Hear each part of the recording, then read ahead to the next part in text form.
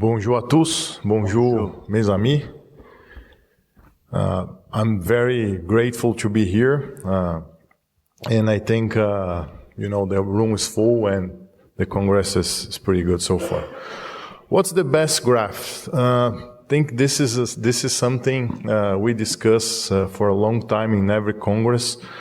Most of the research with orthopedic surgeons, so hamstrings is the still most used graft with an increase in last years compared to BTB.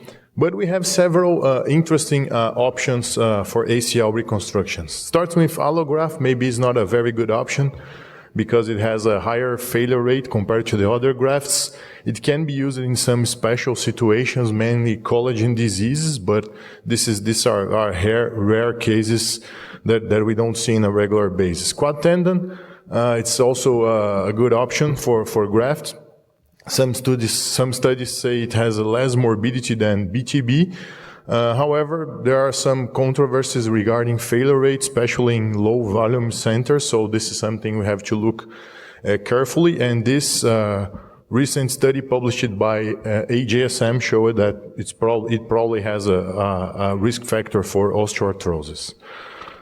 Comparing hamstring and BTB, the most used grafts for ACL reconstructions, some studies show hamstrings can be a good option even for high demand patients. However, most of the studies that compare active population show that hamstrings have a higher failure rate compared to BTB, including systematic reviews. So in high demand patients, hamstrings may be inferior to BTB. However, all these studies, they evaluated isolated hamstrings for ACL reconstruction.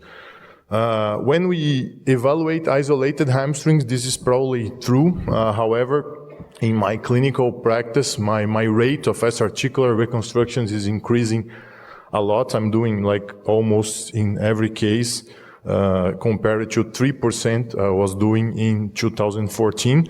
And the results are very interesting for primary and also for revision cases. I use it for any patient at an increased risk for failure, and we will discuss more the indications in the near future with some experts in knee surgery. So this is true. Hamstring is inferior to BTB for isolated ACL reconstruction. However, when we use combined ACL and S-articular reconstructions, hamstring might be even better according to this randomized control trial that is ongoing and is probably going to be published soon by Bertanson Ricote's group.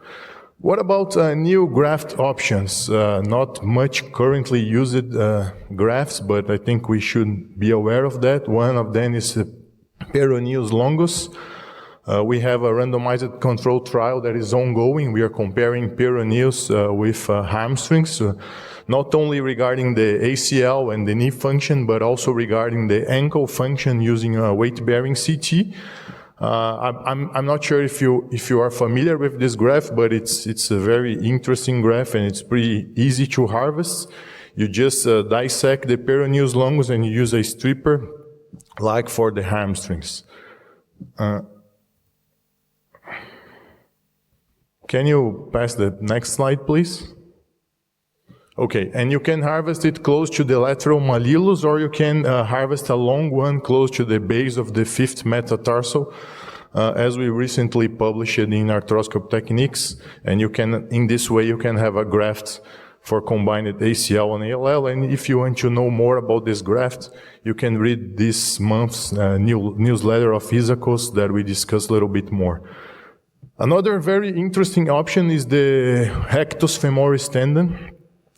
It's important to mention that the Rectus femoris is different from the regular quad tendon we are used to harvest. So this is how we do. We just dissect the superficial layer of the quad tendon. We go deep with the scalpel only for 3 millimeters. So we deattach it from the patella and we deattach it from the vastus intermedius until we have the graft completely loose, so it's easy to to harvest with a stripper. Can you pass the next, please?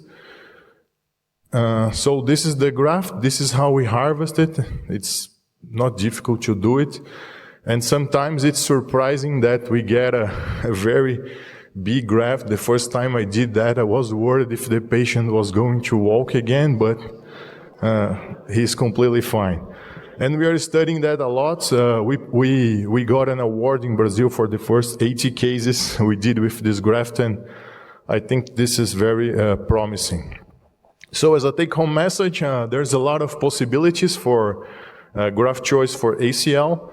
I think, you know, as a knee surgeon, we need to know how to manage all graft types. In my personal opinion, the graft itself is not the most important thing. The most important thing is to treat associated lesions and also to perform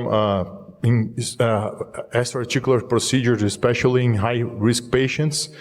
And I think the new graft possibilities are very interesting. We need to study a little more about them, but I think it will show very interesting results in the near future. Thank you very much.